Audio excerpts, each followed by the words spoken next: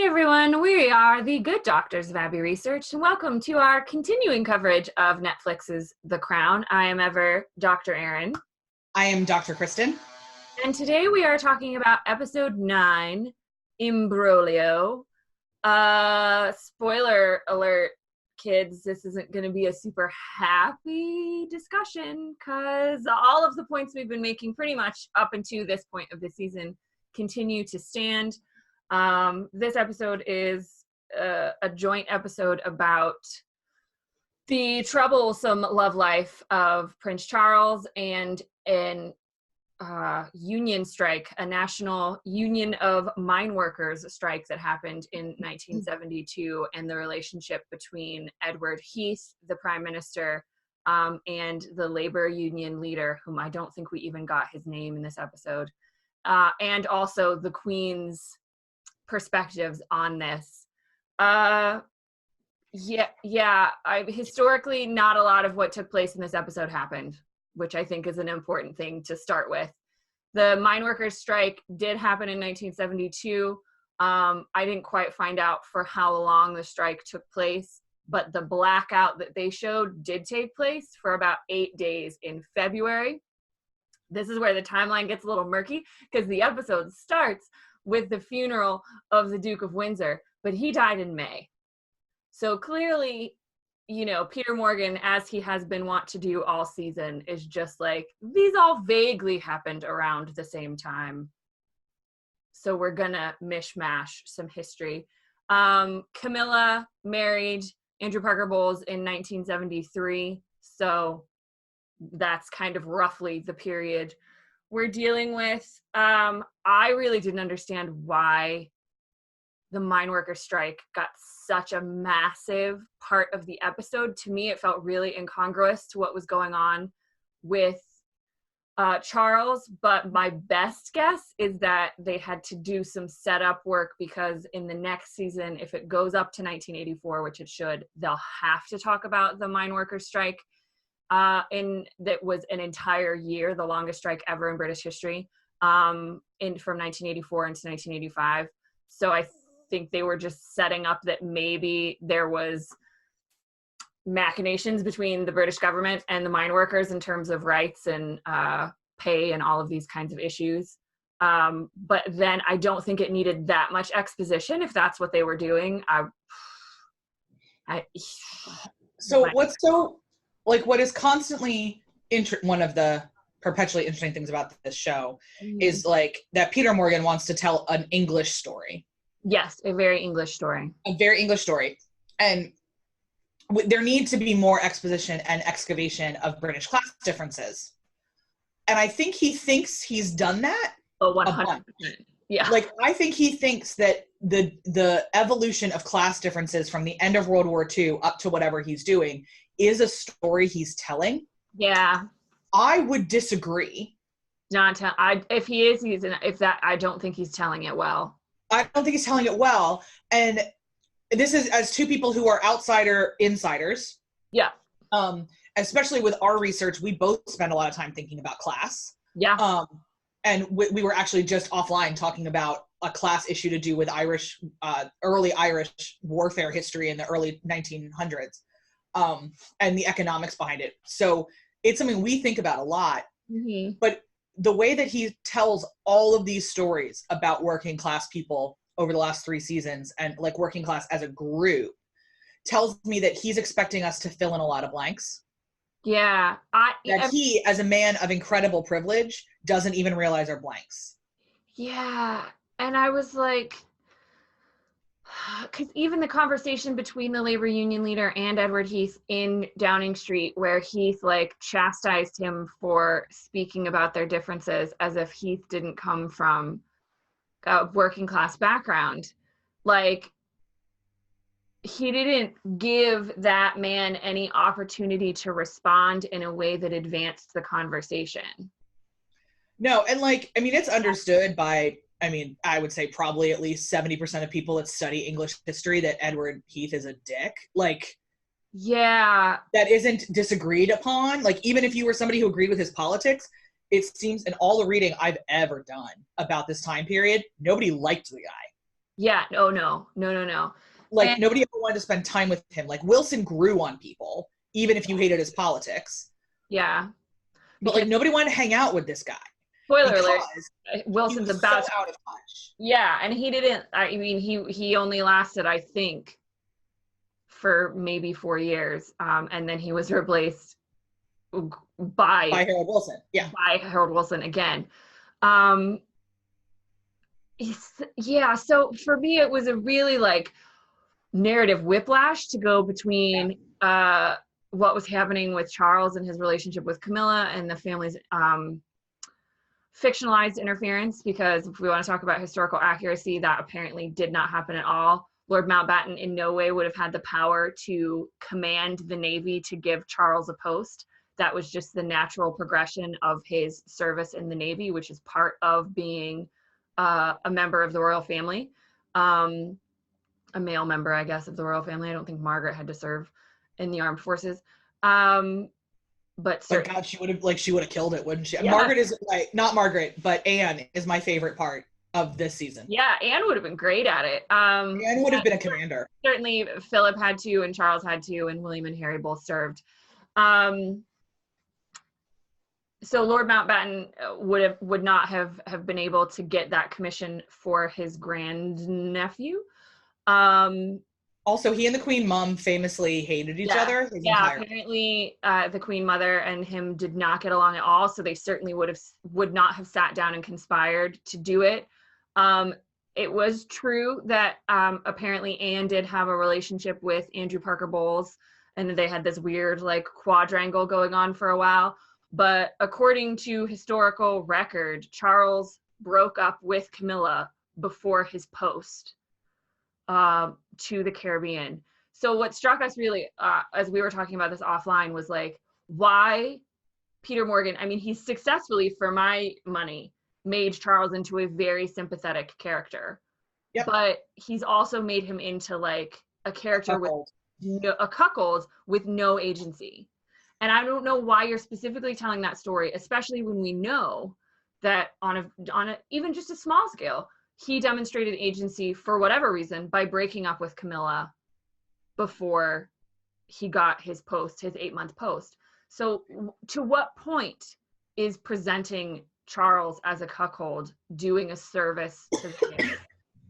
Like, what is he trying to say about Charles, or about his marriage to Diana, or about his eventual marriage to Camilla? Like, we all know where this ends up. And I think in a traffic tunnel in Paris, like, yeah, and the eventual, getting back together of Charles and Camilla, and their seemingly very happy marriage now. I don't understand why he's spending so much time on Charles. We all know it's the year of our Lord 2019, and Charles is still, at anybody's best guess, 10 years away from the crown. Who knows how long the Queen is going to live. Her mother was 105, I think, when she eventually passed away. And everybody pretty much thinks that he's not even going to get into anything past William and Kate's marriage, which was what, 2010, 2011? 2011, I think. I'm not sure. So if he's not going past that point at all, we are only dealing with one sovereign. And so again, as we have asked for, 2.9 seasons now, what story is Peter Morgan trying to tell? And where is the Queen? What struck me so much in this episode, and all the episodes of this season, is that she has only shown authority, leadership, and command when she is meeting with prime ministers. She apparently has no real role in her family, because in this season she is sitting there quietly, listening to her husband talk, or being schooled by her mother on how to raise her children and how to conduct her family. I don't think, like, raise your hand if you think that's accurate. I don't think that's accurate. And like, if it is, spend more time on it. Yeah. Like, I think that's just the thing. Like, this is almost, the show is too ambitious. And so, like, he's trying to do, I mean, we've talked about this lots of times. The best projects, the best stories are small. And he's decided to tell the entire story of England. Yeah, which is way too big in scope and way too complex for a show that has a tendency towards oversimplification and also over dramatization of issues. Like, I understand it makes for juicy television if there was this great Windsor conspiracy to break up Charles and Camilla. And I'm sure that if we went to parts of the UK right now, you would find people that would swear up and down that happened. Oh, like 100%. There's few more strong cottage industries in the UK than gossip about the royals. Like, yeah. But like, for me, it just seems cheap when there are so many other interesting stories we could be telling, particularly about the woman who's wearing the fecking crown. I would love to see more of Elizabeth and Anne. Right? That would have been interesting. How does she engage with her daughter when her daughter is not her replacement? Fascinating. Mother-daughter dynamics. Did we get any of that? No. We get Anne being cheeky, which was fantastic, and she's doing always love Anne. Job. But like, as we are filming this, it is, after the current Golden Globes, 2020 Golden Globes, in which Olivia Colman has just won for her role as Elizabeth. And I love Olivia Colman. In my heart of hearts, I think she's a fantastic human and a fantastic actor, and I have no idea why she was given that award. Yeah, I decided that they submitted Aberfan. And that was it. And they made the decision based off her acting in Aberfan. Which, fine, great. Zero judgment, zero shade on that. I think the Hollywood Foreign Press Association also just loves Olivia Colman, which we cannot blame them for. I cannot blame them. If they're blinded by her greatness, I cannot blame them. I am as well. Cannot blame them at all. The fact that she and Laura Dern both walked away with awards this year means that something in the universe is working correctly. Correct. Because humans are being rewarded. But like, yeah, when I think back on who else was in that acting category, it was so tough.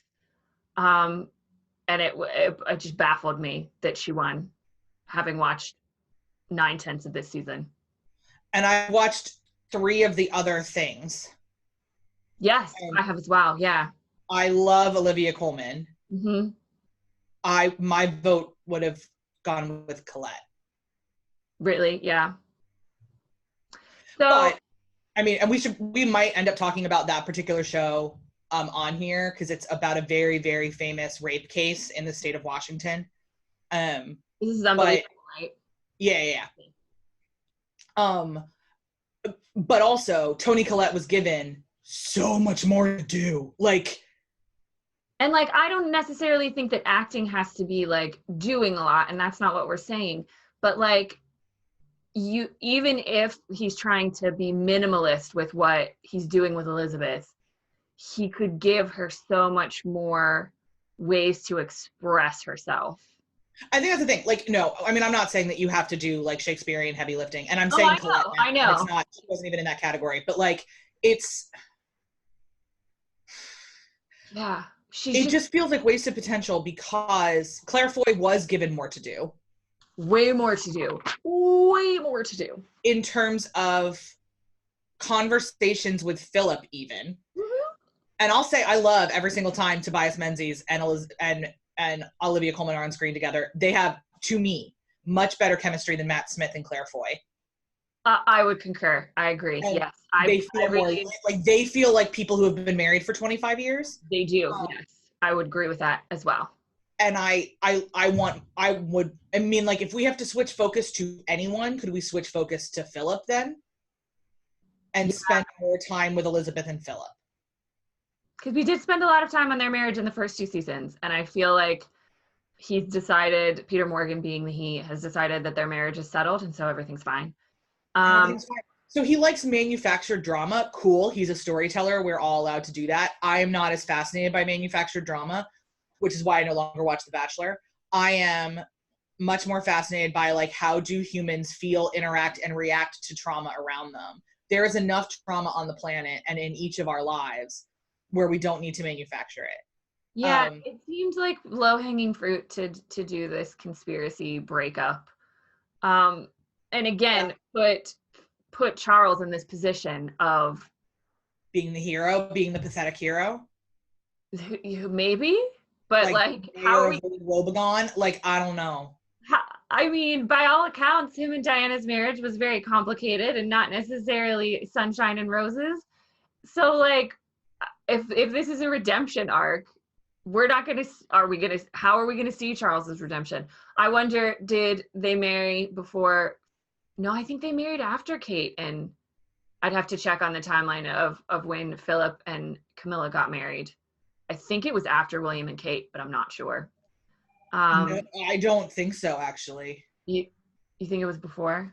I could be wrong. Anyway, I just feel like by the time we showed up in Belfast in 11, yeah, Charles and Camilla were already Charles and Camilla, and they would not have done 2 royal weddings in like that quick of a time. Yeah, but I could be wrong. The thing that I find fascinating, so I think that Peter Morgan. Yeah, no, way before 2000. Yeah, it was like the aughts sometime. Yeah. Yeah, 2005. Okay, I had my timeline wrong. So I think clearly he loves Diana.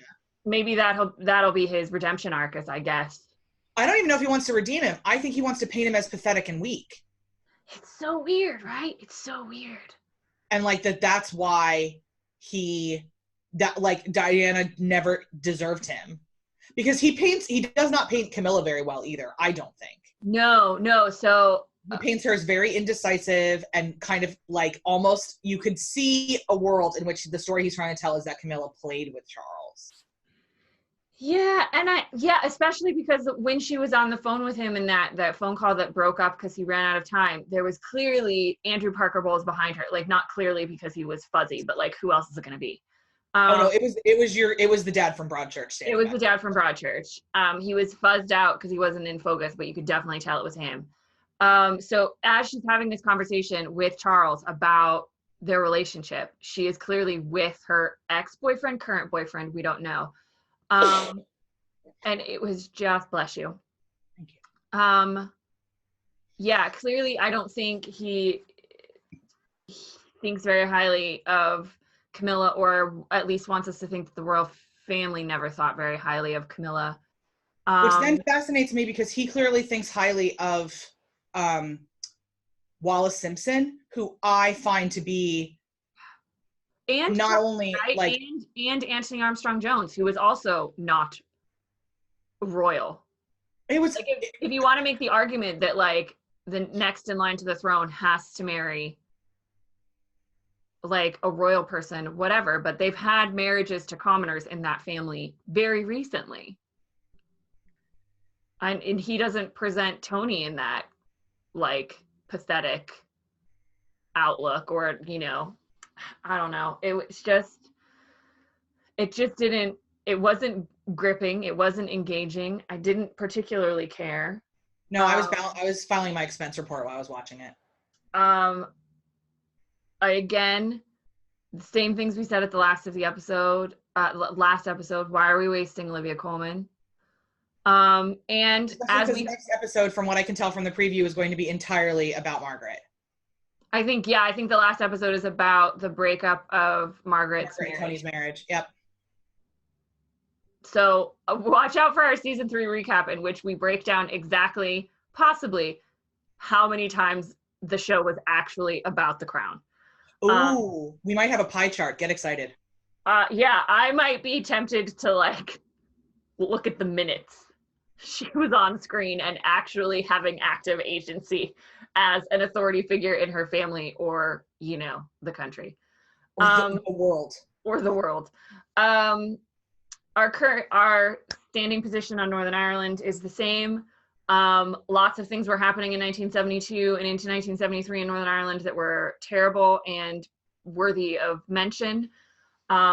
Particularly, I would imagine, based on the muddled timeline that Peter Morgan had, sometime during Charles's time at Dartmouth, and this alleged fake conspiracy to break up him and Camilla. There was a particularly horrific incident in July of 1972 in which the IRA, the Irish Republican Army, planted and detonated 21 bombs in 22 minutes in Belfast city centre. I don't know. Let me check my timeline for the statistics of just how many British citizens were killed and maimed, because I feel like that's just something we should mention. And that was one day in statistically one of the worst years of the conflict. Oh, it says injured scores in McKittrick and McVeigh, not super Oh, much. if they say scores, we're above 100. Yeah, 22 IRA bombs in Belfast killed 9 and injured scores on the 21st of July. Also in July was the IRA bomb in the town of Claudy, which also killed 9 people.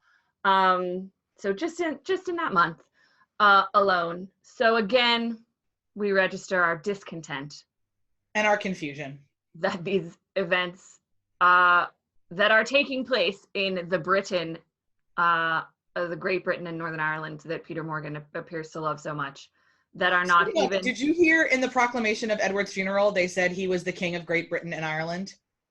Yeah. Because kids, he wouldn't have been, because when he was made king, the United Kingdoms of Great Britain and Northern Ireland. I had to pause and laugh. It was, seriously, I didn't catch that. The guy reading the proclamation says he was the sovereign of the kingdom of the United Kingdom of Great Britain and Ireland. Oh, bless. So if that's actually what was read at his funeral, it's even worse. I have a feeling they didn't fact check. I have a feeling that they just said it because it was so long ago, it was probably Ireland. No. Northern Ireland was formed in 1920, kids, which was well before King Edward took the throne for the limited time that he did. So, wow. Yeah, I think that's just laziness, I would imagine. I think so. I can't imagine at his quasi-state funeral they would have effed it up that much, but you never know. You never know. I tried to call the British, the UK job center when I was living over there, and with my Belfast postcode was told to call Dublin, and that was in the year of our Lord 2012. So yeah. I mean, I couldn't get things shipped from the UK because I didn't because I had an Irish postcode. I was like, no, I have a British postcode. I have a British postcode, kids. Yeah, the number of things you couldn't get to happen in Northern Ireland from the mainland to UK because they thought it was still part of Ireland or not British. That was the thing that got me. It was like, oh, well, that's not British. And I'm like, yeah, but it isn't. Technically, literally, our postcode starts with British territory. Like, yeah, I mean, and technically it's not Britain, but it is the UK, which is a sovereign entity. Anyway, we digress. It's very complicated and very messy, and we're very yet simple in some ways. And we're continue to be perpetually upset that the show's neglect of this complexity, when it appears to care about the intricate complexities of a rather short miners' strike in 1972. And about Phillips and about Charles's sex life. So, And on that note, if you're still sticking with us through these rather dour, God bless you. Reviews. Don't know why you're here, but we're grateful for you. We appreciate you sticking with us. We know it's not the happiest of topics that we continue to bash on about, but from our perspective, it's very important to be critical of this, particularly when it's a history that we can verify. So that's all I have, I think, for episode 9. We have episode 10 next, and I am real nervous, especially if it's all about Margaret. I have a feeling I'm just going to be upset.